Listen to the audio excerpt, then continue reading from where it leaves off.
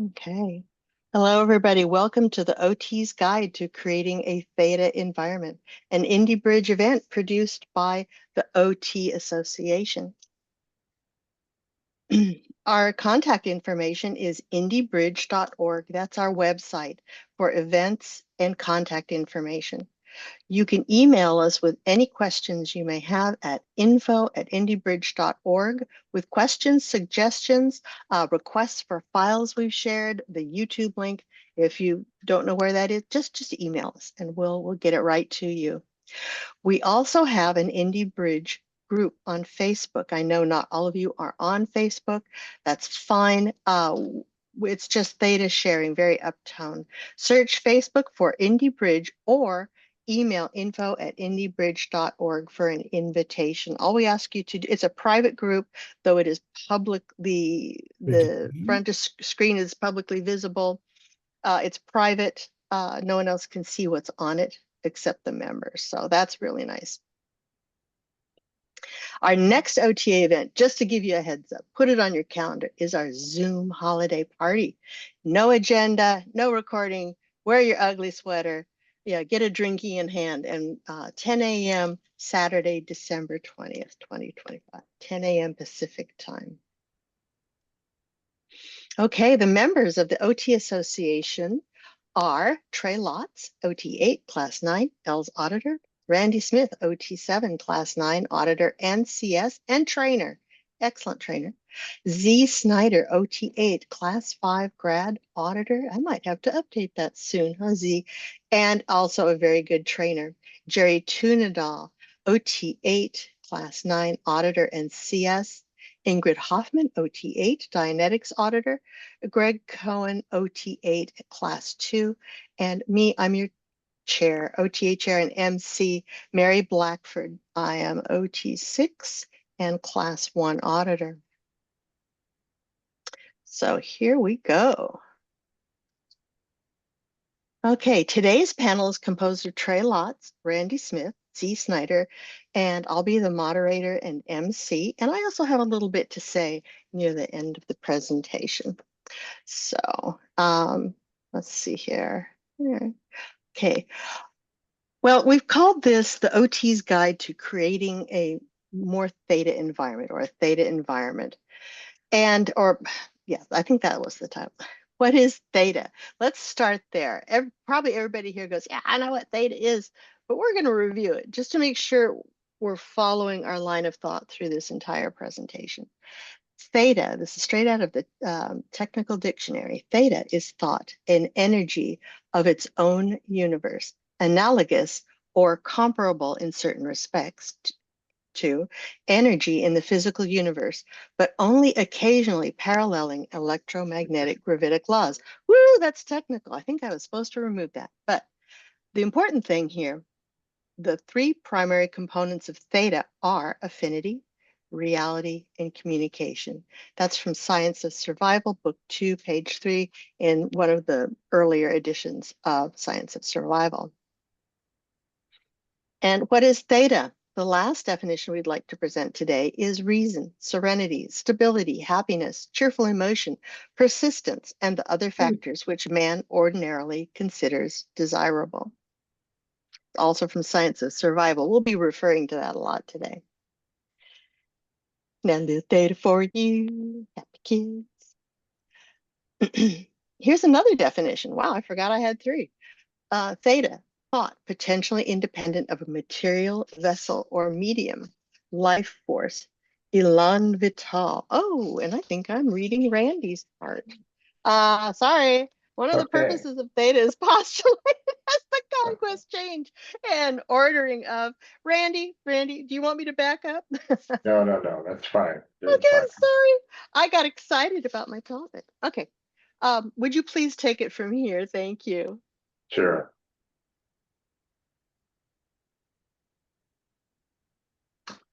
Oh, you're going to go to the next slide? Want me to go to the next slide? Okay, I thought maybe you wanted to say something. All righty. The ordering of is? So matter, matter, energy, space, and time, the physical universe, the harmonious conquest of nest by theta, in which a self-perpetuating organism is formed. Okay. And what is life? So here's some definitions of life we've selected. Number one, understanding. When we say life, we mean understanding. And we say understanding, we mean affinity, reality, and communication. And definition two, fundamental axiom of Dianetics is that life is formed by theta compounding with nest to make a living organism. So life is theta plus nest. That's in Science of Survival again. Number four, a thought or mind or beingness that conceives there are forms, masses, spaces, and difficulties. Six, life is a game consisting of freedom, barriers, and purposes. We'll be going over some of that more in detail later about how to play life as a game, for example.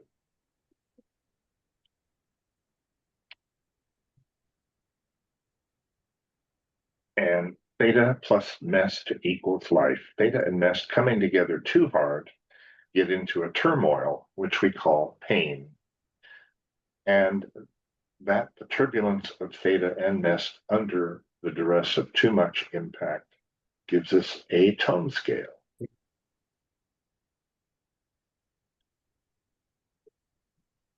And here's a nice part of what's called the human chart of human evaluation and Dianetic processing. This is from an insert in the book Science of Survival. And it shows in those columns, there's a column of what he calls free theta, how much free theta a person has available at parallel to the tone scale there in the right-hand column. And you see as one goes up the tone scale, you get greatly increased amounts of free theta available to you.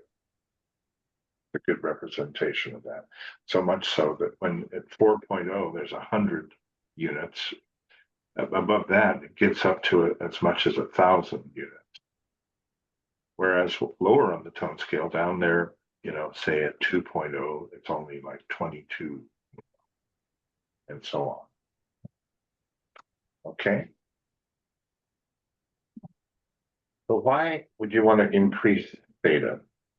Here's another quote. The higher the individual is upon the tone scale, the better chance he has of obtaining the wherewithal of living, the happier he is, and the healthier his body will be. And here's a nice representation of the tone scale in full. And it shows theta being greater than nest, especially at the higher levels, like 40, serenity of beings, or 30, postulates, 22, games, 20, action. These upper levels, what we all aspire to living more continually in, because you have so much more free theta compared to the lower tones. And here are the lower tone levels, going all the way down through various levels of missed emotion, unwanted emotion, what we call end theta. Theta, mess, this is where mest now becomes more than theta in terms of its power and influence, and becomes more and more end theta, undesirable, down through body death, even Oops. below that.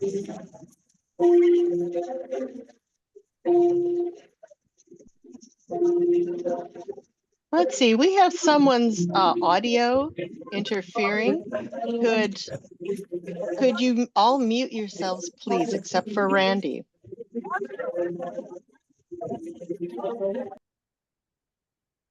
Huh. Okay. I guess that handled it. You got I got it. Yeah. Okay. All right. Good on that, I think. Okay. There's your definition of n theta. Yes. So And we there's kind of it, covered this. Yeah. Go ahead. yeah, we did. Theta, which has been confused and chaotically mixed with the material universe and which will lie in this confusion until death or some other process disinterpolates it. Theta below 2.0 on the tone scale we call n theta. Yeah, Good. that's straight out Very of good. SOS. Yes. So there's a little summary, what we just went through. Uh-huh. And let's see here. We've got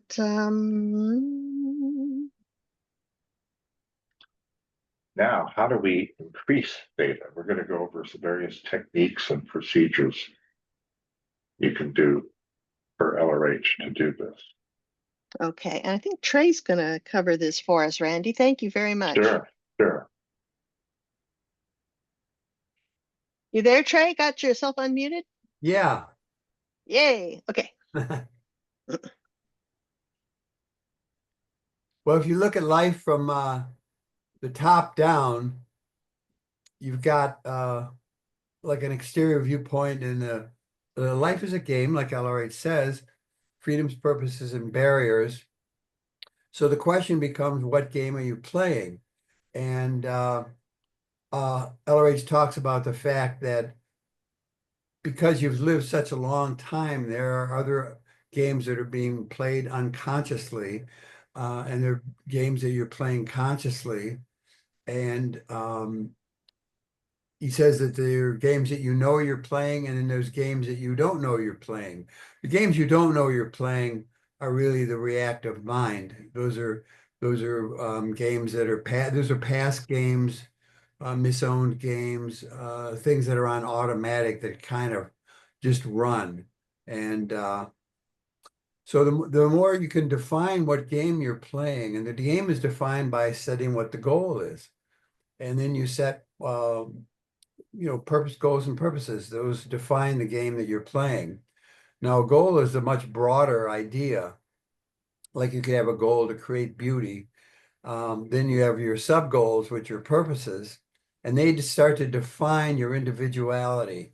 Like you're going to create beauty by being an interior decorator, or by being um, a paint artist, or a musician, or a landscape artist, or there's many, many different ways of creating beauty as a main occupation or main activity in your personal life. But of course, that idea of creating beauty would want to be expressed on all dynamics in whichever way you consider to be beautiful, like the beauty of like spiritual interactions with people, of physical forms, of families, of groups. But you can concentrate on being a musician, let's say. So now you're a musician. Now you've got an identity. Now you're playing the game of being a musician. Well, you've got all these other games that are being played around you. And what's interesting about it is the more you know what your own game is, and you're around people who also uh, appreciate, or at least can respond to that, you're able to play the game in a playful way. And that's the most fun. Like fun equals playing the game in a playful way. When you when you can't be playful with somebody, like when you say something and somebody says something that's like non sequitur back, they don't respond at all, or just kind of the whole thing kind of flops. That just means that they're playing some other game. They're not in the same game space that you are. And there goes the fun in life. I mean, there goes the enjoyment in life, because you're playing games with appreciate the games that you're playing. They're high tone games. They have a good product, and you're able to organize things so that these things can manifest in the physical world. And the admin scale and the establishing of goals, purposes, and then policies. What are your rules going to be? What are your boundaries? In the current way of talking about things, people talk about setting boundaries. Well, they're really talking administratively about setting policies. What are my policies about what I'm going to allow, not allow, do, not do.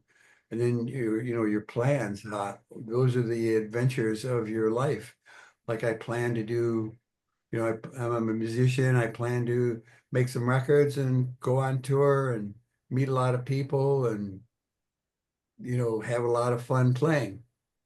Well, that's a worthy goal. That's a good ideal scene. You're describing you're describing a plan and how to get an ideal scene. Now, it's really interesting about an ideal scene too, because an ideal scene is just a statement of the purpose, which is like fleshed out and a lot of details are put in. So you could have a purpose of being a musician, and your ideal scene is I'm traveling around, I'm making music that's satisfying to me. Other people appreciate it. They're putting in an exchange with me. I can survive well. I'm healthy. I'm happy. I'm producing what I want to produce, and I have people around me that appreciate me and that I appreciate. So you could have an ideal scene that's pretty well fleshed out like that.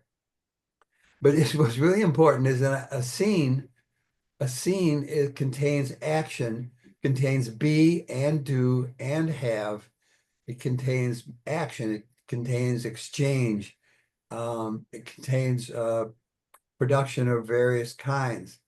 I was doing an admin scale on a girl once at the very beginning, and we were talking about what her ideal scene would be, and she said, "Well, I've always thought my ideal scene would be laying in a lounge chair by the pool, drinking a margarita." And I'm thinking, well, that's a mental image picture. That's not an ideal scene. There's no continuity. There's no continuation in that. There's no expansion in that. It's just a static idea of something that you enjoyed at some particular moment. Now, embedded in that mental image picture, there might be this appreciation of the beauty of the environment. You look around the swimming pool and you see people having fun, you see the sky, so there could be embedded in that idea, the idea of what their goal was. But unless you define what the goal was and what the purpose was, and really what the full ideal scene was, then you're only playing bits and pieces of the game that you're capable of playing. And if you have the whole thing laid out, then your game, the way that you play the game can be very conscious and also is beneficial not for your first dynamic, but for all your dynamics. So you're creating and being creative along all your dynamics. And this creative energy that gets unleashed is your vitality. It is your free theta. So it's a chicken and egg situation. The more free theta you have, the more you can create on the games you really want to play. And the more you create on the games you really want to play, the more free theta that you have. So that's sort of an overview of why it's important to have goals, why it's important to describe and to align with your purposes, plans, policies, etc. It's very valuable to have this, and I would recommend anybody who's wants to play a better game or have a better game. First of all, you have to define the game you want to play, and that's what an admin scale, and that is what has happened when you define your goal. Very nice, Trey. Awesome, Trey. Yeah, man, I feel bad I should have made you a few more slides to reflect that in more detail. But thank you so much. Thank you so much. Okay, another way to raise theta is to seek out auditing. The person undertaking to process another individual dynetically is seeking only to raise the tone of that individual. In other words, to increase his survival potential. And I believe, let's see, Z, were you doing this one? Yes. Okay, let me go ahead and just have you take it away. Yes. Thank you, Mary. So I was thinking I was going to talk about this book, The Way to Happiness. It's such a wonderful little book with 21 different precepts, and I know anyone that's probably at this event will know this book, and I've read it probably multiple times, but we're also trying to add this event to YouTube for, newer people who are being introduced to Scientology. So I think this is one of the greatest books to start with, to read. When I was looking through this book again, I'm an auditor. I try to improve other people's lives. I kind of was looking at my own life and see how I can be a better example and how I can apply certain points of this better to my own life to improve myself, and then to extend it to other people's lives. And I was just going to mention a few of the precepts that are in this book. So the first one is very, very basic. Take care of yourself. So I think if we want to create a better life for ourselves or others, how can you help anyone if you don't eat well, if you don't get enough rest, if you're not in good shape? So I think that's a very important aspect, because life begins with ourselves, with the first dynamic. So take care of yourself, take care of that body of yours.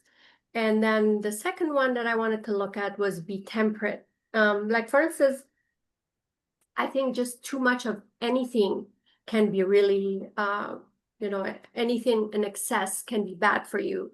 Excessive food, work, social media, doom scrolling, it's very relevant, these days, where people just sit and just scroll through their phones for hours and hours.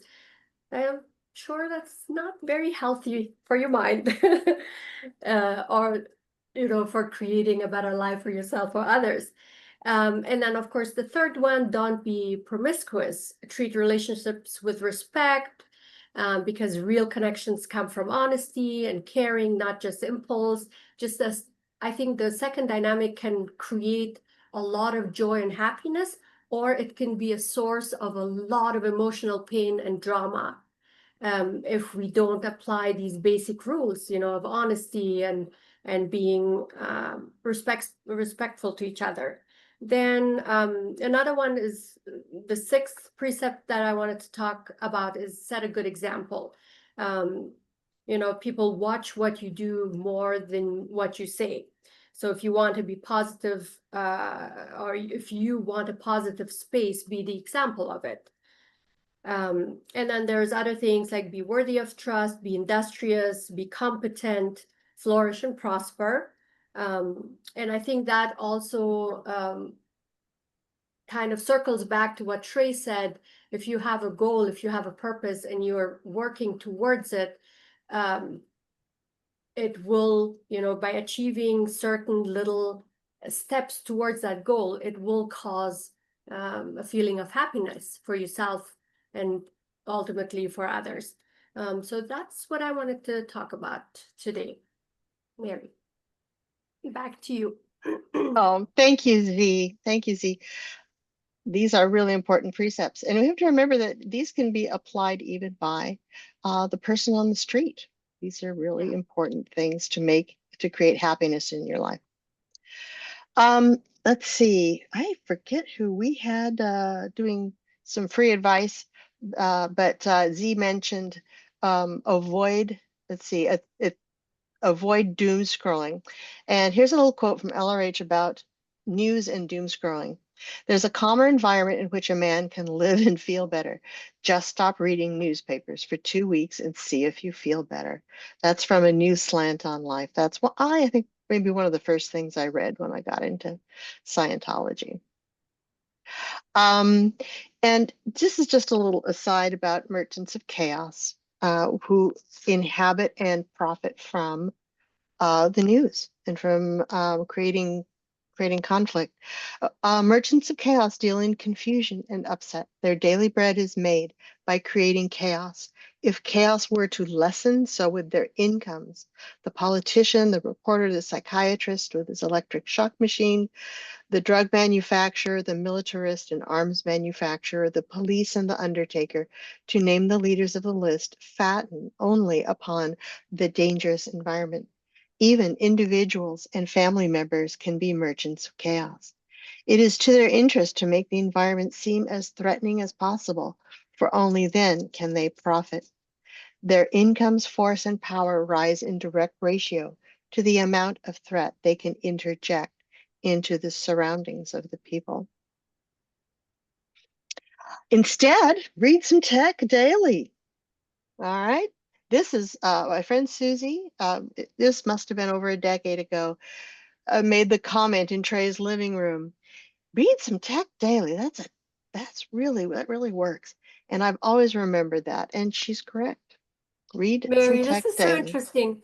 This is Yeah, yeah. such a cool aspect. Sometimes when there is something I can't quite resolve or something that I wanna, I have some confusion about, I just go to my shelf, I just grab any of Valerich's book, I open the page, and most times whatever I read applies. I don't know how that is, or maybe whatever he says keys out something else, and that in turn comes back and resolves the situation that I have. But it works. I've done that. Sure, you look up a topic and there's just lots to be said, lots he Yeah, said about yeah, that. Yeah, about any problem you've exactly. got. Yeah, Yeah, and it really reels back to the basics, ARC communication. So very exactly. often, it's amazing. It's amazing. It looks like I am kind of in charge of the rest of these. So if there's you guys, just chime in whenever you want, just like Z did. Read some tech daily. Here's another fun quote. Force yourself to smile, and you will soon stop frowning. Force yourself to laugh, and you'll soon find something to laugh about. Wax enthusiastic. That's 4.0 on the tone scale, and you'll very soon feel so. A being causes his own feelings. The greatest joy there is in life is creating. Splurge on it. And that's LRH from The Joy of Creating. Another way to increase the theta in your life is to appreciate and create art. This is aesthetics, tone 6.0. Visit an art gallery or garden and look around. Look at beautiful sculptures, photos, pictures, landscapes. Read good books. Sew, build, improve, repair, paint, write, cook, and learn. These are all forms of art. They are all creative endeavors. And cleaning. I didn't put it on the list, but I think cleaning and having a nice, tidy house really is part of that too. But that's aesthetics. You could, to increase theta in your environment, get some space, take a walk. Not a formal locational necessarily, but just go out in life and walk around. And here's another tip. Action is 20 on the tone scale. That brings you up very high toned. This is the one I should have been earlier. This is Trey's plan and vision about admin scales, ideal scene, and creating an admin scale. And we wanted to point out too, to raise theta in your life, maintain a high ethics level. The HCOB is in a file in the chat. It's called Clean Hands Make a Happy Life. And if you've never read that, it's very good reading. Yeah. Okay, now here's my part. Trey, Randy, did you want to say something? Oh, I wanted to just add something about the way to happiness, the plank about be competent. And Yes. On the what are called the Esto tapes that Ron made in the early 70s, he talked about production is the basis of morale. Now, we've all heard that a lot. Production is the basis of morale. Okay. But then he went into it in more detail and he said, what do we mean by production? And he actually defined it, production as the demonstration of competence. And when you look at that, it gives you a little broader understanding of what production can consist of. So we take a look at, well, let's see. I just cooked a really good meal and I shared it with friends. and I demonstrated some competence there, you know. And you can get tremendous morale out of simple things like that. Or you found out you developed a skill in your life that you can really begin to do something really well. And especially if it has exchange value with others, other people value it, you know. All of these things consist of demonstrating your competence and is a form of production from which you will get increased morale or happiness. So I just wanted to add that to the whole thing. Okay. Yeah. Yeah, production doesn't necessarily mean doing something like for work, for money either. I sew, I quilt, I make little dice bags for Dungeons and Dragons players, and I love it. It's aesthetic, it's productive. I don't make much money on it, but I have a great time. And it brings up the tone in the environment. People's faces when they see these bags, they're like, "Oh, what is this?" Right. So Right. it's Yeah. just like I love to see that look. It's wonderful. It's Hmm. wonderful. In fact, what you're creating is what you're producing. So that's another way of looking at it. Like what is the person creating in terms of everything that they're doing? And one way of understanding the tone, going back to the tone scale, see, there are games that are constructive and there are games that are destructive. And the gradient there is the tone scale. Below 2.0, the person is playing destructive games. And like, for example, in covert hostility, the person is playing a game that they're trying to hide. They don't want you to see what game they're playing, so they're pretending to play another game. And that's where a lot of pretense and phoniness comes in. Now, even antagonism and above is creating a game. Now, you might say, well, how does somebody in antagonism creating a game? Well, if you ever had somebody picking at you or antagonizing you and you get antagonistic back, they go, oh boy, now we have an opponent. We have a game. Yeah. The There- trolls, the trolls on the internet, yes. Yeah. So, an opponent is a havingness for some people, like, oh, go boy, I have an opponent now. Yeah, and now you're in a games condition, right? Right, And you right, can't right. leave it anymore. Nobody Now you're wins. stuck. It's Yeah. horrifying, yeah. But yeah, that's the nature of games. All right. Well, I have a little spot for myself here today to talk about um some topics regarding this event. I had some thoughts about ARC admin scales, happiness, creativity, and how they are related to havingness. And for a long time, I thought havingness was just a process. Havingness is a thing. Okay, it's really an important goal. Havingness is defined as the feeling that one owns or possesses. It can be simply defined as ARC with the environment. And remember, ARC is on that tone scale and it can be low ARC or high ARC. So you can have, by correlation, high ARC, high havingness or low havingness. Havingness is the result of creation, as Trey just said. We create things and we get to have those results. Um, let's see. Okay. These precepts from The Way to Happiness are really excellent. The whole book is just a gem for non-Scientologists. And as Scientologists, certainly we could be industrious, competent, be good examples to others, and flourish and prosper, and be successful and happy. But the first precept listed, and one I think it gets dismissed a little bit too often, is to take care of yourself. Now, The Way to Happiness lists 5 ways to care for the body. Get care when you're ill, keep your body clean, preserve your teeth, eat properly, and get rest. But can I ask you as Scientologists, and especially our OTs, are we our bodies? No, of course not. No, yeah, no. And you're probably muted yourself, but I just think about that for a moment. Well, are we our bodies? Well, so what is this self if we are not our bodies?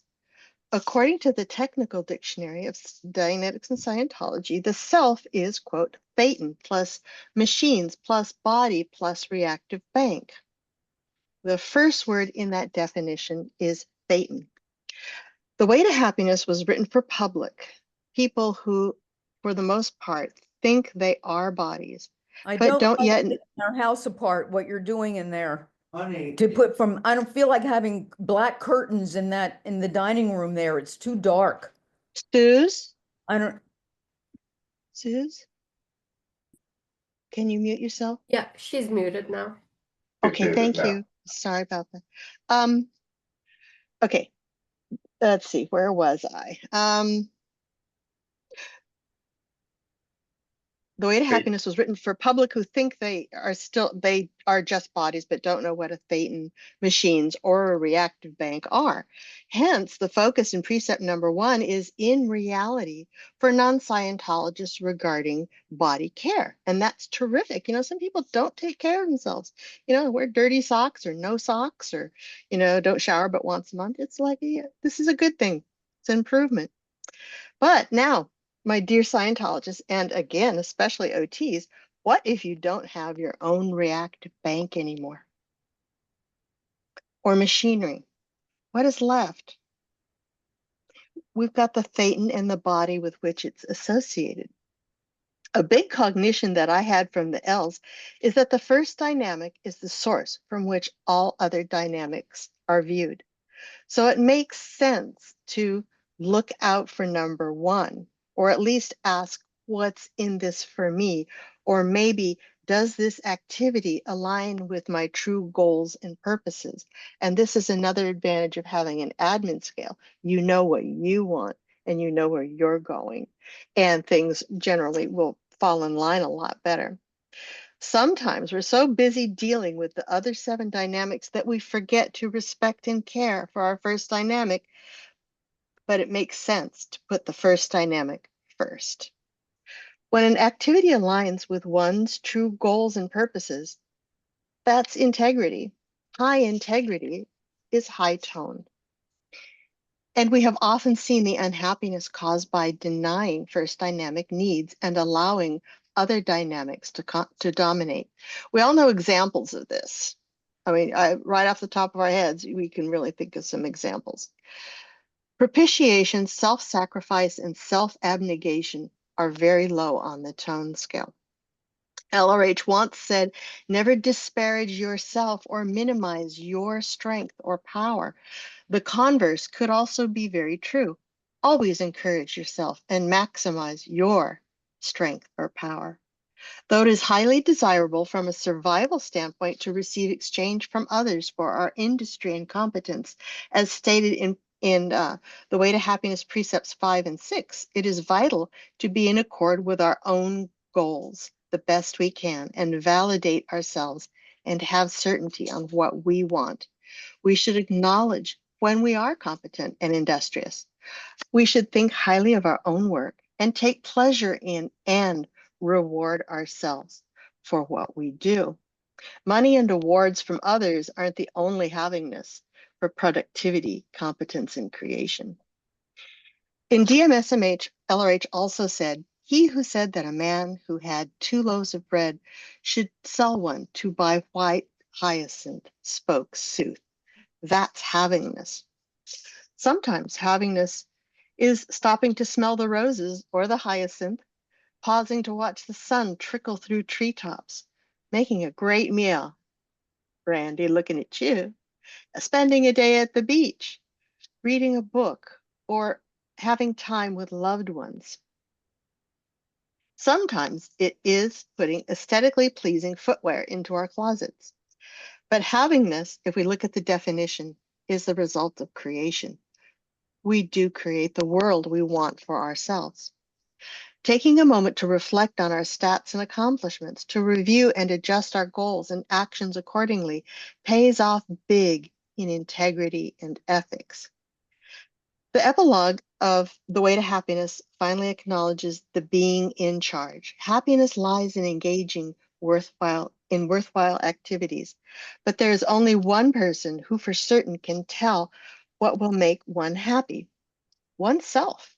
Only you can say where the road goes, for one sets his goals for the hour, for the relationship, for the phase of life. It makes sense to provide ourselves with what we need to feel that we are flourishing, prospering, being successful and happy, and uptone. So we can apply precept number 21 to be that good example and give others permission to do the same. And that's all I have to say about that. Well, that's Mary, I Okay. wanted to say something about the self-invalidation, or the to take the opposite perspective too, to affirm yourself or speak well of yourself.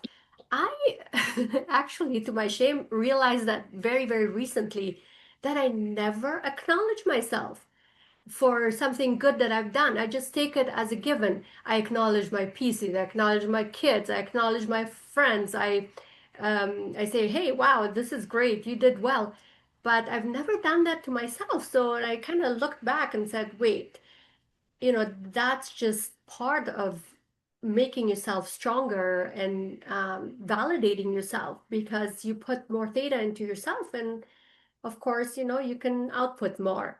So, and then also, if things are not going well, or there is a situation that I need to confront and I just don't want to confront it, to self-soothe as well, as per what you just read, and just say, you know what, see, it's okay, you got it, you can do it. I say that to my children, or I say that sometimes to my husband or to my friends, but I never say that to myself. So I thought that's a great tech, piece of tech that I can just apply to myself, and Very it good. Yeah. works. It Very just nice. Yeah. calms you down, or it makes you reach your goals or whatever easier, because you support yourself. You don't downgrade yourself. right. Right. Or forget where you're going. I mean, if you're playing a Yeah, game and you've got, okay, I've got this purpose, I'm going to do this and this, and things start happening yeah. around you. Yeah, but even Uh, if you reach that goal, you yeah. say, well done, wow, that's great. Yeah. Because But before I was thinking, oh, that's so selfish. You can't do that. You can't say, well done, Z, But no, you have to do that. yeah, you could be playing a game, and like I say, things happen. Other, if you're causing your life, other people are causing theirs, right? Or over theirs. So you got a lot of input all the time on your other dynamics. But sometimes you can start playing somebody else's game unwittingly, Yeah, like Trey says. You don't know you're playing that game.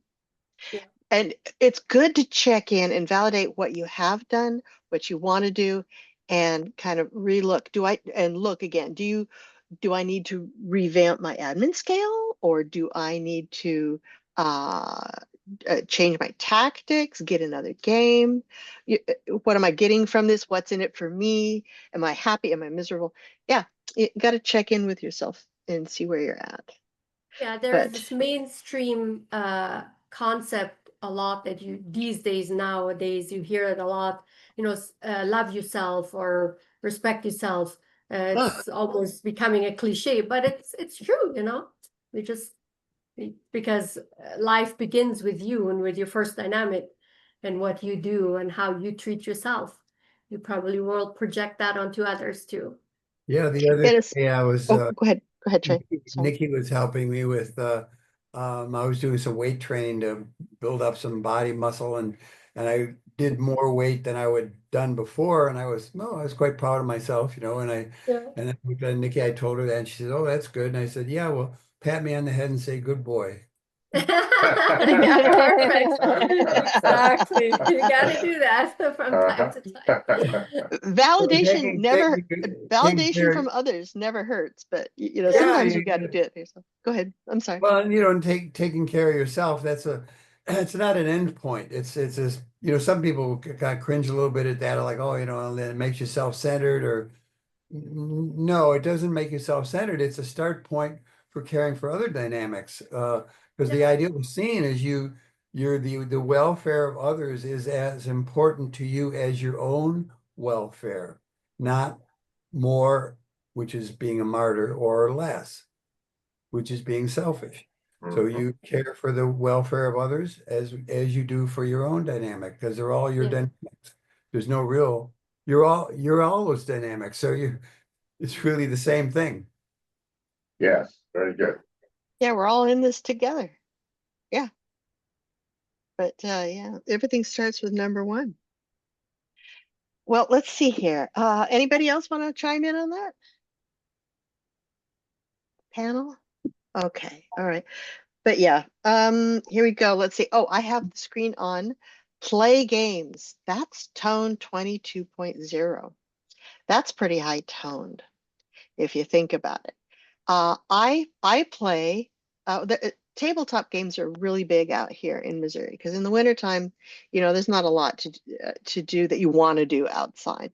And there's I've never seen this kind of thing in California. Maybe I was hanging out with the wrong group, but here people play games, and I started playing Dungeons and Dragons a couple of years ago, and it's fun, and it reminds me, okay, when you are playing a character in this game, it's reminiscent of games we used to play on a much bigger scale. And I think if you're OT, you know what I mean. Okay. It's a mini world and you are exterior to it. So you have a lot of power. And for me, it's helped me come out of my shell and express myself socially. It's a lot of fun. And I've discovered things about myself that I didn't know before. And so I play games, any kind of game. If you are so bold, let's see here, you could consider life as a game. Universes could be considered the playing fields of life. One plays willingly or one plays unwillingly, as Trey has pointed out. That's from Fundamentals of Thought. Uh, A game consists of freedoms, barriers, and purposes. That's from Problems of Work. No man is happy without a goal, and no man can be happy without faith in his own ability to reach that goal in life or in a tabletop game. Randy, were you going to say something? Oh, just to add to that is Sure. playing life as a game. For example, I do a lot of auditing and training every day. I typically interact with 4 to 6 people every day, mostly over Zoom these days. And I just consider it an enjoyable game. I just look at my daily schedule and I go, who do I get to play with today? And I've been auditing for about 50 years, like Trey and so forth. So auditing is it's kind of like in terms of difficulty, most of the time it's like, see that log? Go over and fall off the log. It's about that hard. And Yeah. and Yeah.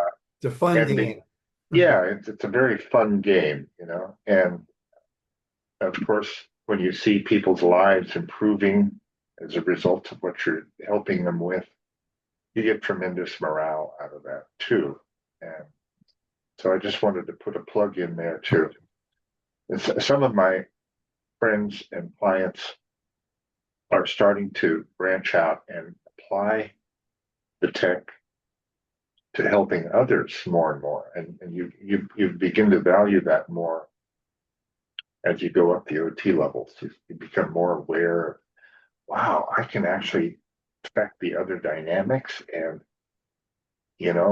people often tell me that because I've been increasing my own awareness and understanding, it actually emanates and people around me are starting to notice this and so forth. And anyway, it can really compound to playing life as a game where everyone wins.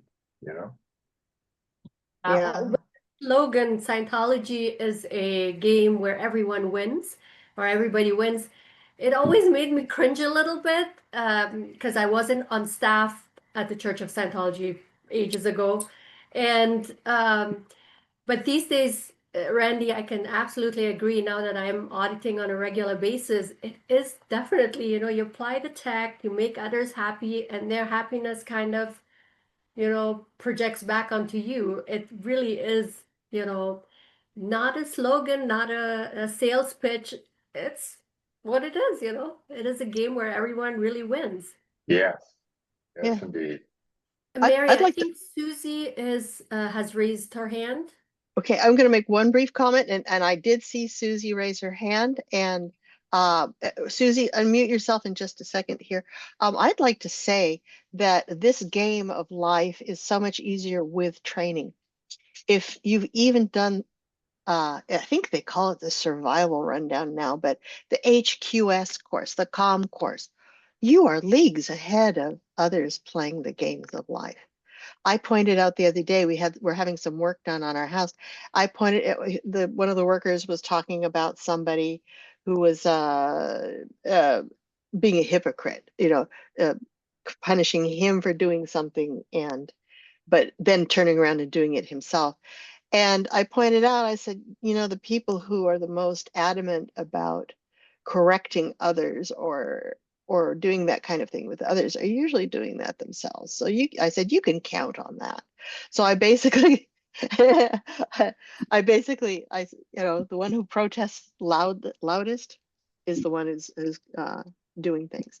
But it got across to him. He was like, wow, oh yeah, that's right, that's true, I can see that. And he was blown away by that one concept. So training and knowing the tech is one way of making this game a whole lot more fun. Okay, and now Susie, would you unmute yourself? Yeah, and All right, hey, hi. that's really, hi, Mary. That's really, really true about training, what you're saying, and reading tech every day. Like Z was saying too, when you've got a problem or a conflict in your day, whatever tech you pick out and read will add some truth to your day, and it'll straighten out your problem to a great degree. But something else that I wanted to go back to was when Trey was talking about the admin scale. I just wanted to ask him, how is the goal that a lot of people have to make money? How is that a goal or not a goal, or a feasible goal or not on the admin scale to make money, to be rich? Because a lot of people do have that goal, and I was just sort of trying to figure that one out. Yeah. Well, you know when you got a basic goal when you can no longer ask the question, why do you want to do that? So, somebody says, I want to make money, that's my goal. Well, why do you want to do that? What would that create for you? And well, that would create security. Okay. There's no more basic answer than that. Why do you want security? Well, because I like security. So you have a goal because you can't ask that question anymore. So making money is like, how do you make money then would be like your plan, and how much money you want to make would be your target and not really your goal, because your goal would be what money would create for you. And a lot of people are very disappointed when they make a lot of money and it doesn't achieve a goal that they had, but they had never stated what their goal was. They want security, but they find themselves very insecure, because they're always, they have money now, but they're always worried about who's going to take their money away. So, Yeah. so they really don't have any security, or they gamble with their money and buy very speculative stocks. I don't know. There's a lot of ways of doing that, but anyway, that's the main thing. It's like, well, can you ask the question, well, why do you want to do that? Then you pull the string on that, and then you get some very basic things. Great, thank you. Thanks, Yeah. Susie. I've helped others do admin scale in the past, and I've realized that on goals, a lot of times it's not a materialistic goal, as Trey explained. There is always something above that. Why do you want to do that? And it ends up in something spiritual. And most times, I feel it's happiness. Why do you want to have more money? Because I want to travel. Why do you want to travel? Because that makes me happy. That creates happiness. So I want to, want to just to point out that a lot of times, I don't know if that's correct or not, or if it's based on your experience as well, Trey, Well, but it that, seems like a theta, most goals are theta, not like matter, energy, space, time. well, yeah, all basic goals are theta because the goals are formed by thetans when they're thetans. Prior Exactly. to getting involved. So even in your example, there's a little missing piece there. Because traveling doesn't make you happy. Traveling gives you adventure, and having adventure is happiness.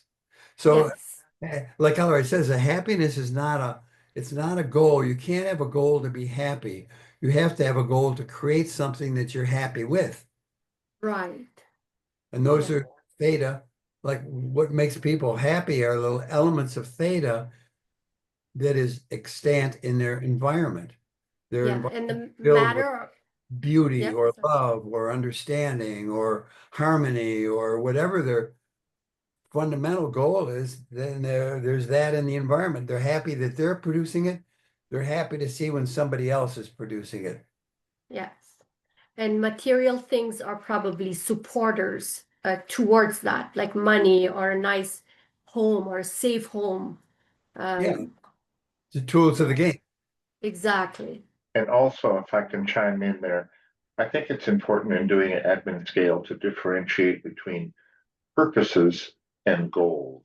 If you look up purposes in the admin dictionary, one of the definitions is a survival route by which one achieves a goal.